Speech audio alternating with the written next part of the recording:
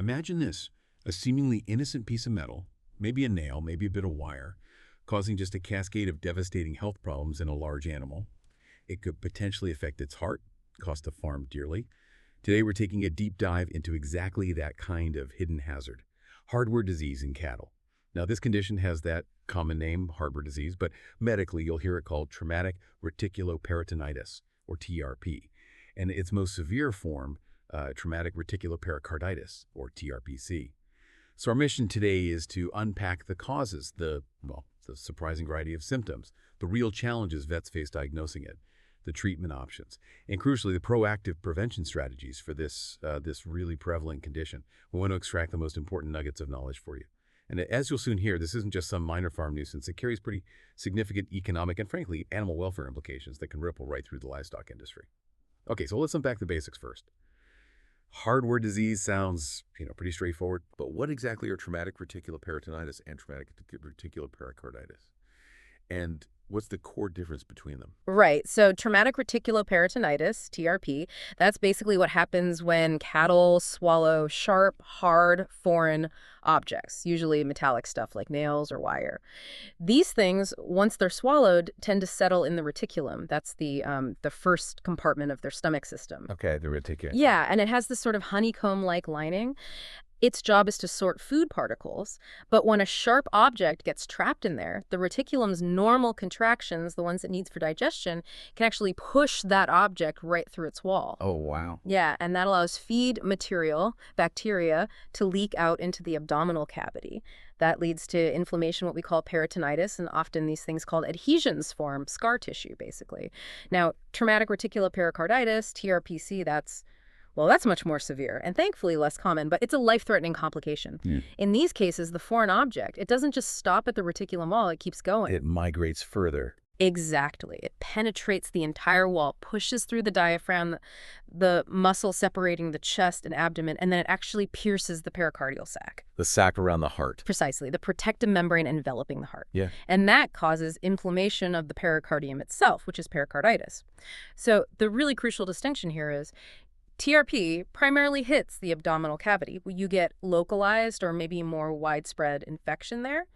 TRPC, though, that signifies grave cardiac involvement. It's directly impacting the heart, and that just dramatically worsens the animal's prognosis. Wow. Okay. So it really isn't just a tummy ache then. It can literally become a critical heart issue. That certainly paints a grim picture of the physical toll. I'm curious then, how common is this? How widespread is hardware disease really, and what's the sort of financial hit for farms? It's globally prevalent. You see it everywhere, but particularly perhaps in developing countries. The incidence, it typically ranges from maybe 2% up to 12% in herds, which sounds like a lot, but historically, figures were sometimes as high as 80% in certain areas. It's predominantly a dairy cattle issue. You see it occasionally in beef cattle, but rarely in other ruminants like sheep or goats. 80%? That's staggering. It was, yeah. Thankfully, things like magnets have helped bring that down, but the economic burden today is still multifaceted, definitely. For dairy cows, you often see a sudden, really dramatic drop in daily milk production. That's a big one. For beef cattle, it's poor weight gain, lower market weights. Then you have the direct veterinary costs, diagnostics, drugs, maybe surgery. Which can't be cheap for a large animal. Not at all. Yeah. And then there's carcass condemnation. Liver abscesses, which are a really common consequence of TRP, they actually account for about 58% of all liver condemnations in the U.S. 58%, just from this? Just from this pathway, yeah. Yeah. And severe adhesions mean more trimming of the carcass, reducing value again. Plus, you can have fetal losses in pregnant cows, and then, tragically, you have mortality and just having to cull affected animals early. So it's absolutely not just the vet bill. It's a direct hit to the farm's whole operation. Milk, meat value, everything. The true cost isn't just treatment. It's these unseen losses rippling through.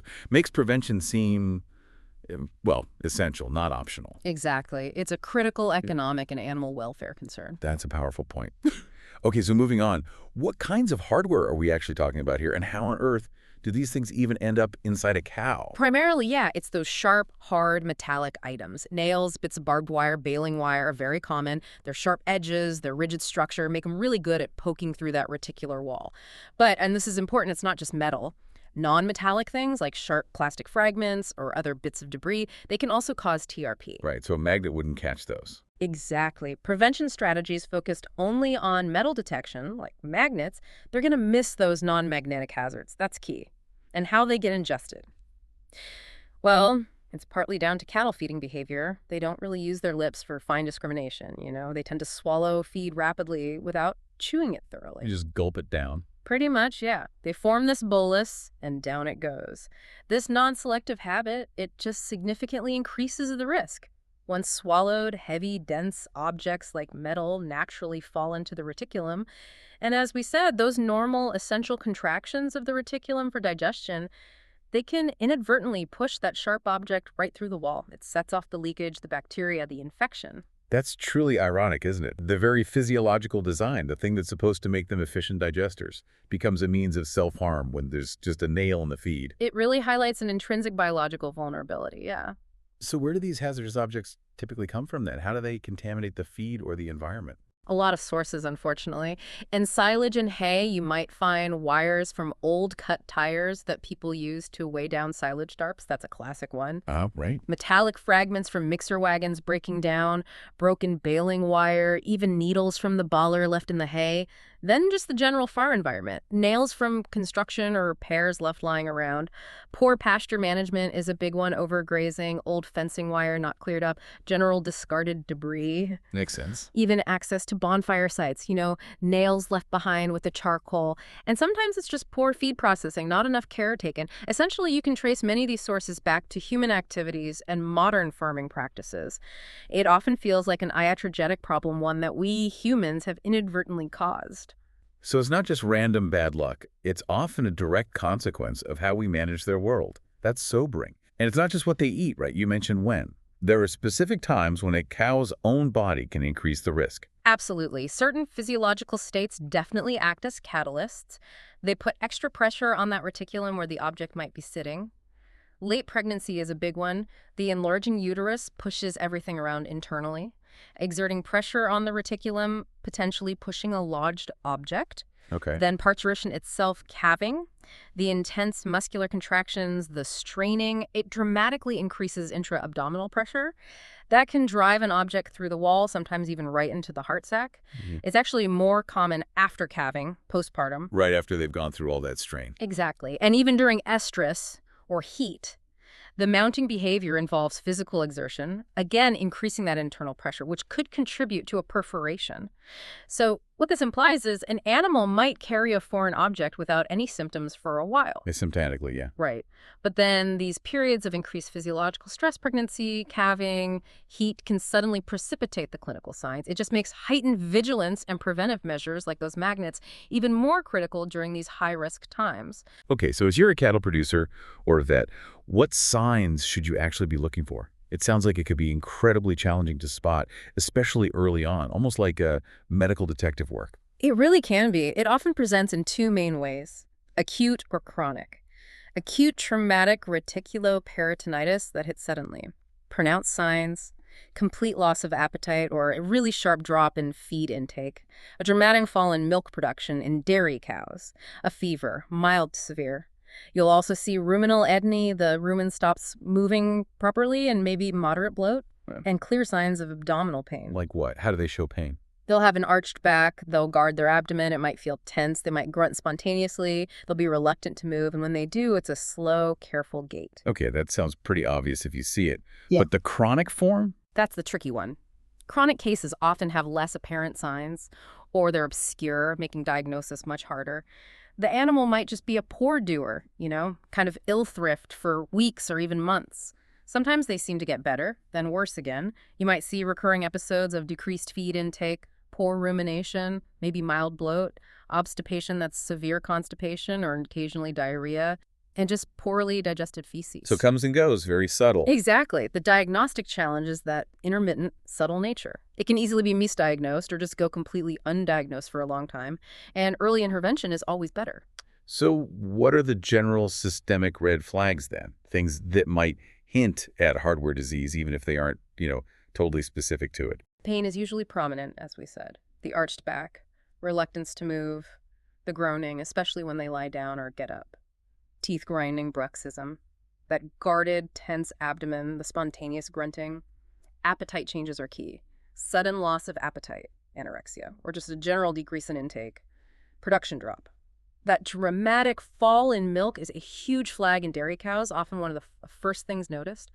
Other things include that mild to severe fever and increased heart rate tachycardia, which can get really severe if the pericardia on the heart sac is involved. Shallow, rapid breathing, just a dull, depressed, listless appearance. And those GI disturbances.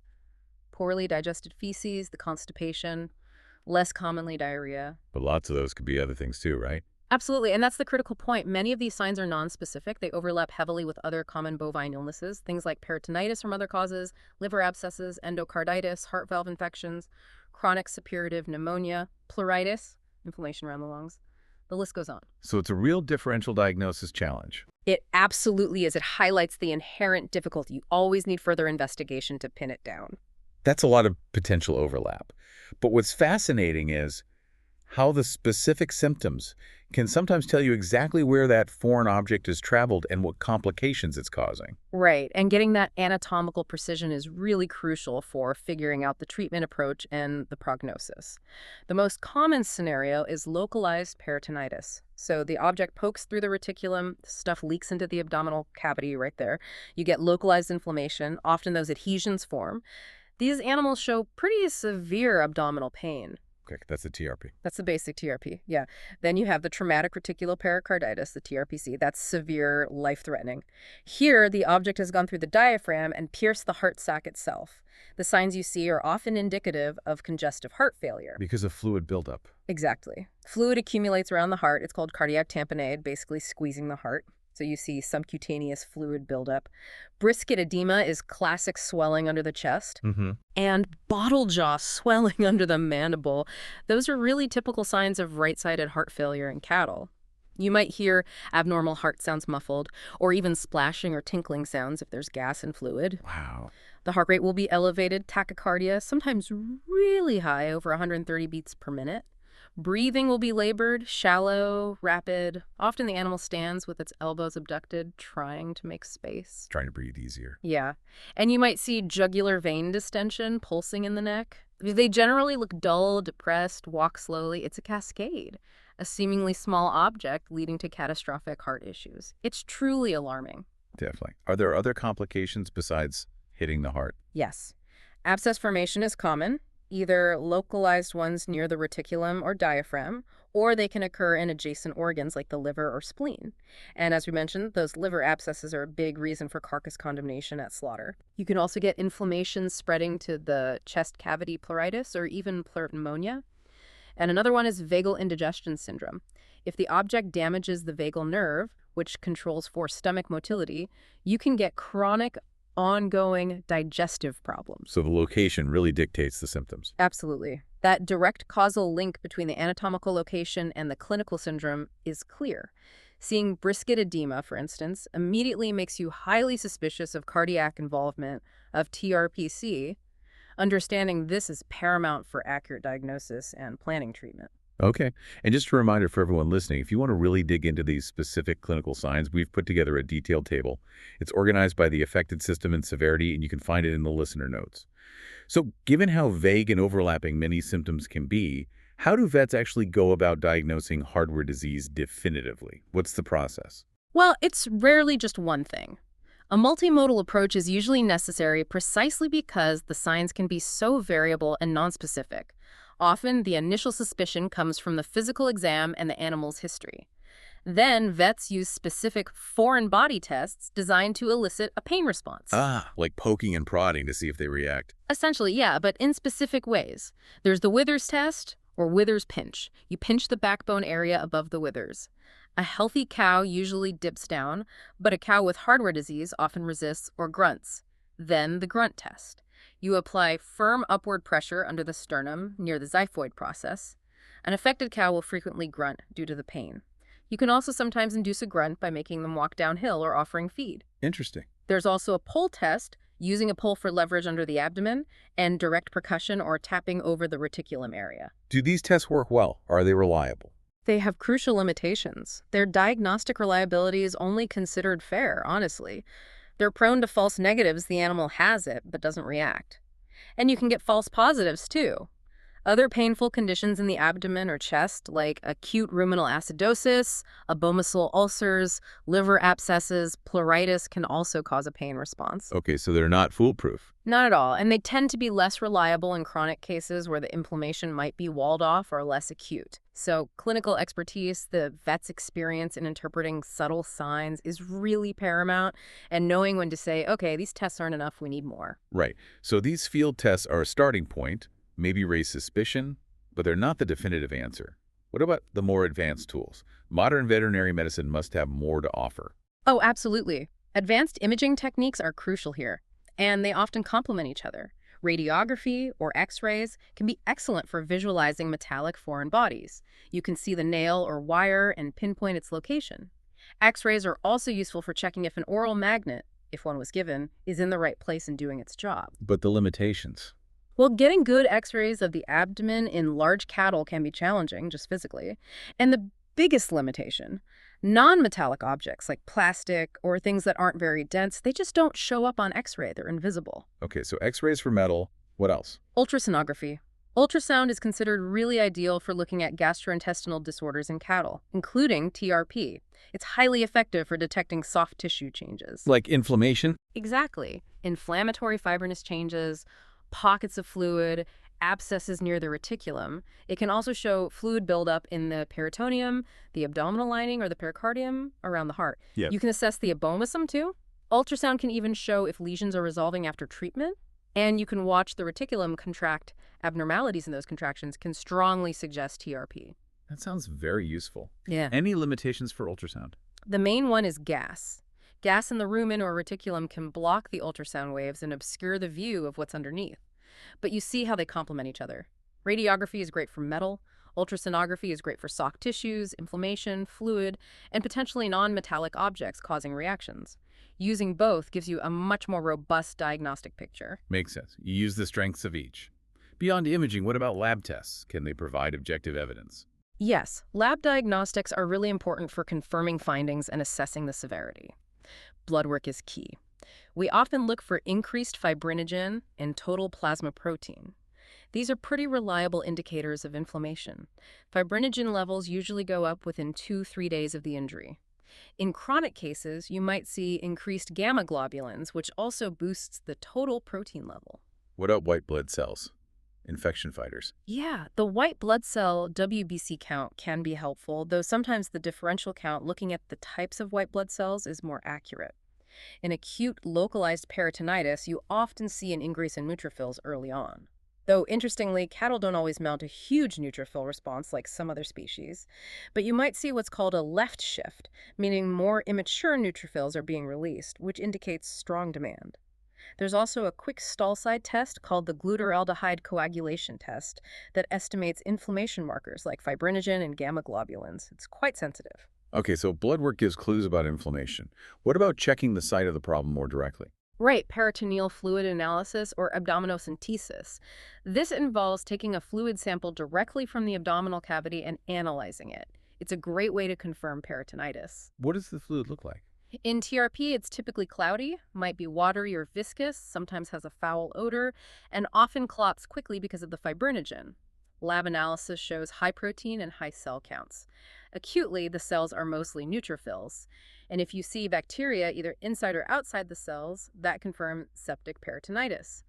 In chronic cases, the cell types might shift more towards monocytes. Anything else in the fluid? Glucose levels are usually significantly decreased in septic peritonitis because all those inflammatory cells and bacteria are consuming it. Comparing fluid glucose to blood glucose is a very sensitive indicator. LDH enzyme levels are also typically elevated in this kind of inflammatory fluid. So lab diagnostics are really essential for assessing the inflammatory status, confirming infection, and helping guide which antibiotics might be best. Wow, that's a lot of pieces to the puzzle. So what does this all mean for the vet? With so many overlapping symptoms, different tests with limitations, how do they avoid misdiagnosis? especially when hardware disease is sometimes called the great pretender. That's a very apt nickname for it. It really emphasizes the need to carefully differentiate hardware disease from many other conditions that cause similar signs, especially that pain in the front of the abdomen or the back of the chest. We've mentioned some differentials already: peritonitis from other causes, liver abscesses, endocarditis, chronic pneumonia, pleuritis, abomasal ulcers. Ulcers often have that dark, terry feces melena, right? That helps distinguish them. Often, yes. Ruptured ulcers frequently cause melena, which isn't typical for hardware disease itself, so that's a helpful clue. Other things to rule out include acute ruminal acidosis, abomasal displacement, LDA or RDA, cecal problems. It really requires a systematic rule-out process. You gather all the evidence, history, clinical signs, pain tests, imaging, lab work, and put it all together to exclude other possibilities. Misdiagnosis can lead to ineffective or delayed treatment, which can be fatal, so getting it right is critical. A systematic approach, ruling things out piece by piece. Got it. And again, for listeners, we have a table summarizing the pros and cons of each diagnostic method in the notes. Okay, so let's say the diagnosis is confirmed, hardware disease it is. What are the options for treatment? Is it always like major surgery? Not necessarily. The treatment really depends on several factors: the severity of the case, where the foreign body is located, the economic value of the animal, and frankly, the resources available on the farm or clinic. Conservative medical management is often the first step, especially for less severe, maybe early diagnosed cases, or simply when surgery isn't a practical or economic option. And what does that involve? A cornerstone of both treatment and prevention is the oral rumen magnet. You administer it using a special tool, a balling gun. It settles down into the reticulum and stays there, ideally for the animal's lifetime. And it just attracts the metal. Exactly. It attracts and traps ingested metallic objects, holding them relatively still, often encasing them in this fibrous material, a pseudobezoar. This immobilizes them and prevents further perforation or migration. Magnets are highly effective for prevention and often quite successful for treating early, uncomplicated cases where the object hasn't penetrated too far or caused massive infection yet. Okay, so magnets are key. What else for medical treatment? Antimicrobials are crucial. Broad-spectrum antibiotics, like penicillin perhaps, are given for at least 5 days, sometimes longer, to control the bacterial infection spilling from the reticulum. Pain relievers and anti-inflammatories are also vital.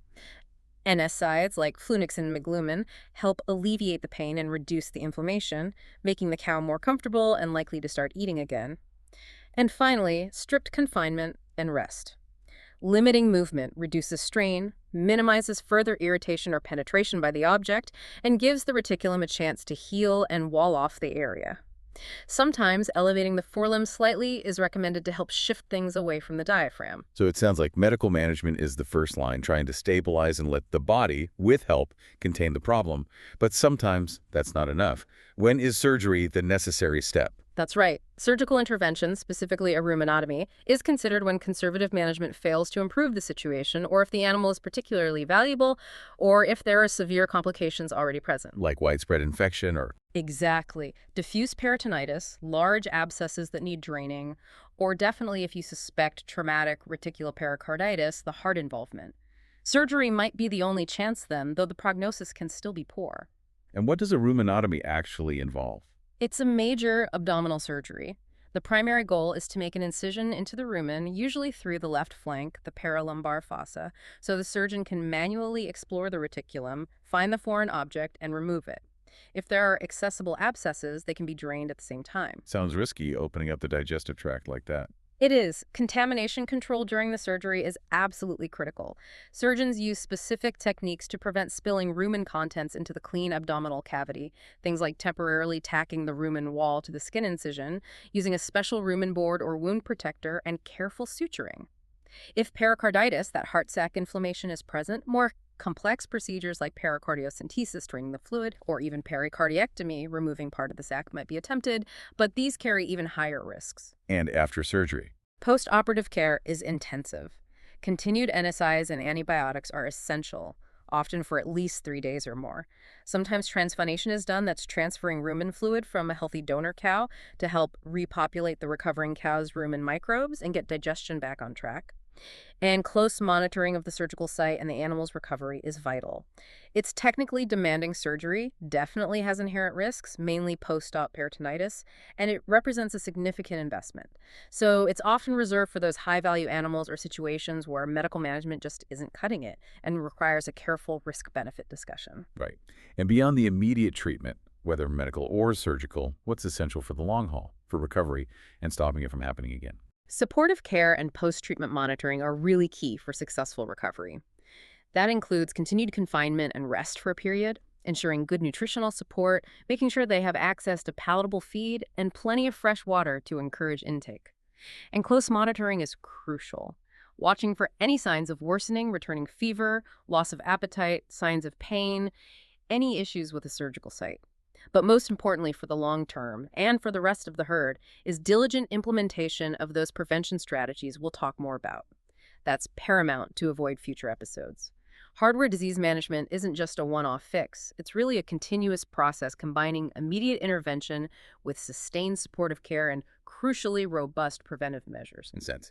And as before, we've got a table summarizing these treatment options, their indications, and general effectiveness in the listener's notes for you. Okay, so let's pivot hard into prevention now. You said it's paramount, the most cost-effective approach. Let's really lean into that. What's the ultimate goal here? Is it just about magnets? Prevention is paramount, absolutely. For herd health, animal welfare, and just mitigating those significant economic losses we discuss, proactive strategies are consistently emphasized as the single most cost-effective approach. It's about stopping the problem before it starts. And yes, the prophylactic or preventative use of rumen magnets is arguably the cornerstone. Routine oral administration is highly recommended, often considered standard practice in well-managed herds. Where do they usually get them? Typically given to heifers around 1 year of age, maybe at branding time or before their first breeding. Older cows can certainly benefit too if they haven't had one. As we said, once it's swallowed, the magnet settles in the reticulum for the animal's lifetime. It just sits there, attracting and holding onto ingested metallic objects, hopefully trapping them in that safe, inert pseudobezoar, preventing them from ever perforating the wall. One of the sources explicitly says prevention is more cost-effective than treatment. That really sums it up. It should be standard practice on dairy farms and strongly considered for beef operations too. Okay, so magnets are clearly a huge piece of the puzzle, a simple, effective technology. But what about managing the environment and the feed itself? We talked about where the hardware comes from. Yeah. How do you minimize those risks at the source? That's the other critical layer, absolutely. It requires a really systematic approach to contamination control. First, feed inspection. Regular, thorough inspection of all feedstuffs, silage, hay, total mix rations, TMR, looking for metal fragments, wire, sharp debris. This needs to be routine.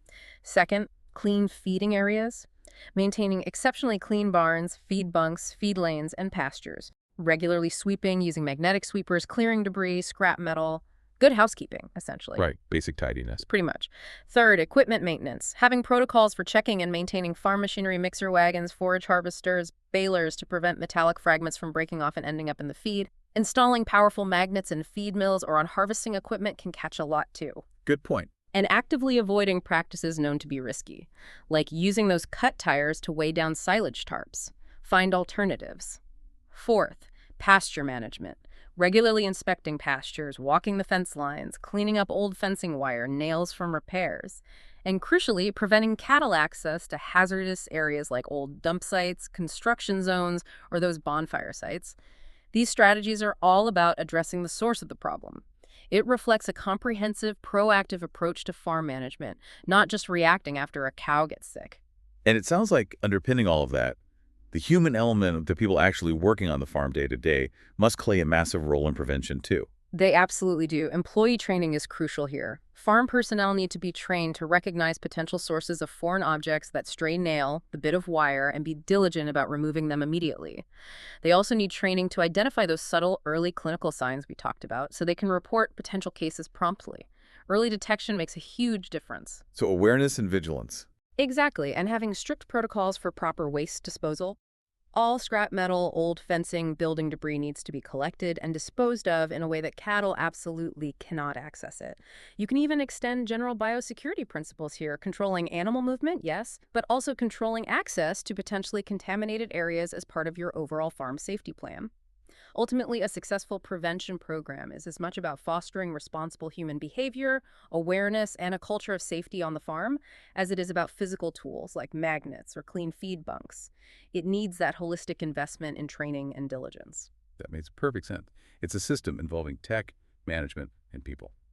Okay, let's consider the flip side again for a moment. What happens if hardware disease isn't caught quickly, or if treatment isn't successful? What kind of severe long-term complications can arise? But what's the typical prognosis then? Well, that initial perforation, even if small, can act as a starting point, a nidus for ongoing or spreading infection and inflammation. If it's not contained, that localized peritonitis we talked about can progress to become severe diffuse peritonitis. That means widespread contamination throughout the abdominal cavity, leading to severe systemic illness, sepsis, and often a very poor outcome. Abscesses, as we mentioned, can form near the reticulum or in distant organs like the liver and spleen. Those liver abscesses are a major issue for carcass quality. And the heart complication. Right, the cardiac complications, traumatic reticulopericarditis, TRPC, are among the most severe sequelae. If that object pierces the heart sac, it leads to pericarditis, that fluid accumulation causing cardiac tamponade. This severely compromises heart function, leading to congestive heart failure.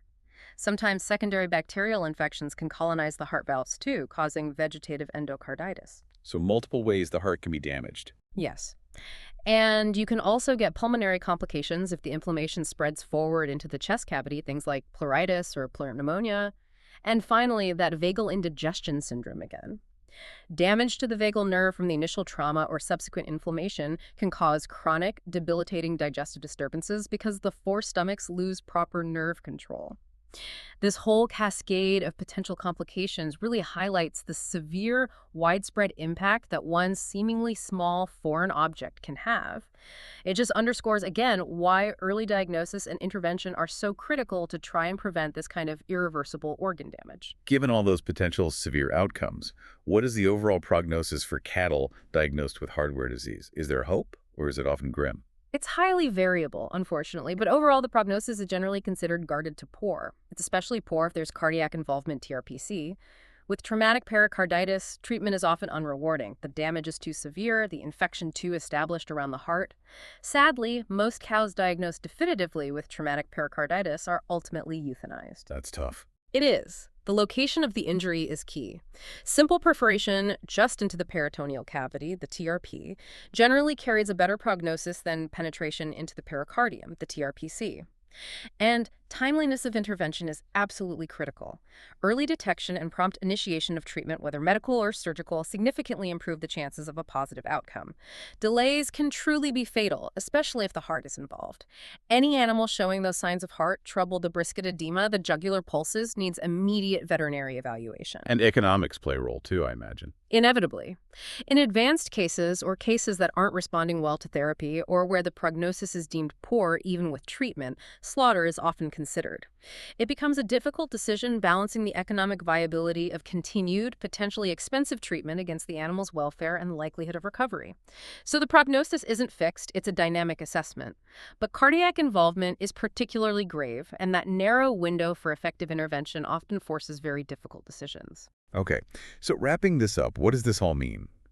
Taking a step back from the details, hardware disease seems like far more than just a cow swallowing a nail. It really is. It's this complex interplay, isn't it, between the animal's own behavior, the farm environment we create, and these very precise anatomical vulnerabilities they have. Right. It can lead to truly devastating consequences, both for the animal's health and the farm's bottom line. Absolutely. I think what it powerfully underscores is the critical importance of just diligent, day-to-day farm management. Proactive prevention has to be the focus. Things like using rumen magnets routinely, being meticulous about feed inspection and clean environments. And as we discussed, the vital role of human vigilance, training, and awareness. It's about catching potential problems before they happen. Yeah, it really brings home that point, doesn't it? That even seemingly small, maybe overlooked details on a farm, a dropped nail, a bit of old wire, can have these huge cascading and often painful implications. For you, our listener, reflecting on this deep dive, what really stands out? Is it the biology, the economics of prevention? Maybe consider this as a final thought. If something as simple as a common nail can potentially unravel an entire biological system like this, what other kinds of hidden hardware, maybe overlooked assumptions, unseen risks, small contaminants might be impacting other complex systems, perhaps in our own lives or in other industries, just waiting for their own deep dive to uncover them?